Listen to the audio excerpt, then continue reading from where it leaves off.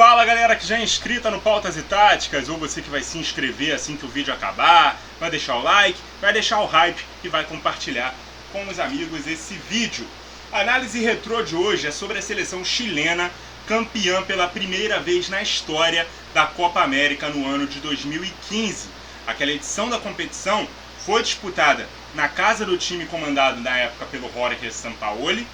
No ano seguinte, sob o comando do Juan Antonio Pizzi, eles até conquistaram o bicampeonato na edição centenária do torneio, mas nesse vídeo vamos focar realmente no time de 2015, que era melhor e mais vistoso, inclusive.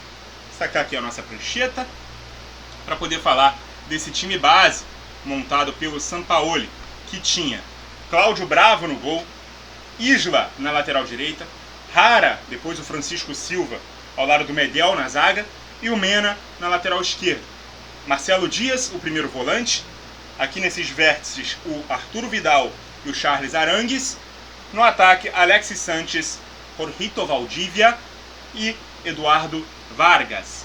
Era um 4-3-3 base, mas que funcionava quase que como um 3-4-1-2. Tanto na saída de bola quanto na fase ofensiva, os dois zagueiros abriam e o volante Marcelo Dias recuava como um terceiro zagueiro, se tornando a opção de passe central. Ele era um autêntico redista, era o grande passador e organizador do time. Era ele quem ditava onde cada jogada iria se desenrolar. Os zagueiros eram o Jara e o Medel, que podia jogar inclusive como volante. Era mais viril na marcação, a torcida do Vasco vai se lembrar, ele esteve no clube há pouco tempo, hoje defende as cores do Boca Juniors. O Jara começou a campanha como titular. Ele já era um pouco mais desleal mesmo na marcação, né, para dizer o mínimo.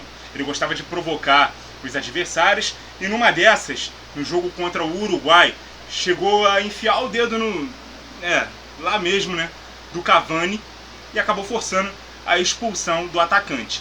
Depois daquele jogo, ele acabou suspenso por 2 jogos, né, e deu lugar ao Francisco Silva no time titular.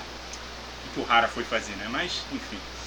Os dois laterais eram o Isla, ex-Flamengo, e o Mena, ex-Universidade do Chile. O Isla foi jogar no Flamengo depois disso aqui, tá, galera? Recentemente, inclusive. A torcida do Mengão aí vai lembrar do Isla. Inclusive, a Universidade do Chile, onde jogava o Mena, era uma espécie ali de base para essa equipe do Chile. Porque o Sampaoli comandou a Universidade e foi campeão, com muitos méritos, muitas sobras da Copa Sul-Americana daquele ano. Acho que foi ali que ele ficou conhecido, inclusive, pelo público brasileiro. Esses dois laterais eram ótimos no apoio. Eles eram os responsáveis pelos ataques à linha de fundo, por ocuparem os corredores externos e darem amplitude ao time que praticava um jogo posicional. Bem à la Marcelo Bielsa, que inclusive havia sido técnico da seleção chilena na Copa de 2010, e o Sampaoli, como um bom argentino, pertence à escola bielcista de se jogar e por isso ele gostava muito desse tipo de sistema tático. Os dois meio-campistas que jogavam à frente eram na verdade dois volantes, né, com qualidade para sair jogando. O Arturo Vidal, vivendo talvez o auge de sua carreira. Deixa eu aproximar aqui a zaga, que ela está muito descompactada, né, nesse momento aqui do vídeo. Agora o time está mais próximo. É que eu estava falando do Vidal. Ele foi finalista da Champions League naquele ano com a Juventus, se destacando como um dos melhores box-to-box do mundo naquela temporada. E aí na temporada seguinte ele se transfere para o Bayern. E o outro meio-campista era o Charles Arangues, naquela época jogador do Internacional, mas que após a Copa América se transferiu para o Bayer Leverkusen. Ele era um autêntico meio-armador, passador, passes curtos, camisa 8, e também muito bom nas infiltrações na área e também de finalizações de fora dela, e era responsável por os levantamentos na área ali nas bolas paradas, escanteios, faltas um pouco mais distantes, enfim. Esses volantes ganhavam a companhia do Valdívia, que era um meia, um camisa 10 clássico, que se destacava principalmente pelos seus dribles. Um deles era bem característico, né, que era o chute no vácuo, quando ele fingia dar um passe, enganava o marcador, ganhava tempo para dar sequência à jogada. O Valdívia naquele time era o falso 9, que recuava para se tornar um homem entre linhas, atraindo a marcação de um dos zagueiros para fora da área. Então ele começava o jogo ali como um centroavante, no 4-3-3, recuava para se transformar nesse camisa 10 clássico, esse meio campista entre linhas, esse meio atacante do time.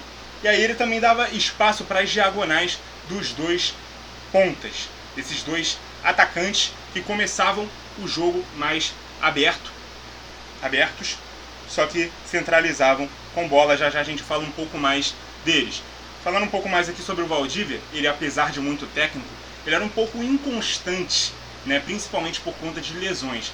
Mas ele se manteve saudável durante aquela Copa América. Inclusive ele tinha acabado de encerrar sua segunda passagem pelo Palmeiras, antes da competição começar. Ele que era chamado de El Mago pela torcida alviverde. Agora sim, falando desses pontas, que eram Alexis Sánchez e Eduardo Vargas. Uma dupla que foi comparada até com os ótimos Ivan Zamorano e Marcelo Salas, considerados os dois melhores atacantes da história do futebol chileno. O Sánchez era o grande nome desse time, era outro que estava no auge da carreira, já tinha jogado muito na Udinese, se transferiu para o Barcelona, estava jogando no Arsenal àquela altura da carreira e era o principal jogador dos Gunners. E até hoje ele é o maior artilheiro, era o grande nome desse time. E também é o cara que mais vezes vestiu a camisa, né, da seleção chilena, o jogador com mais partidas, né, pela equipe roja.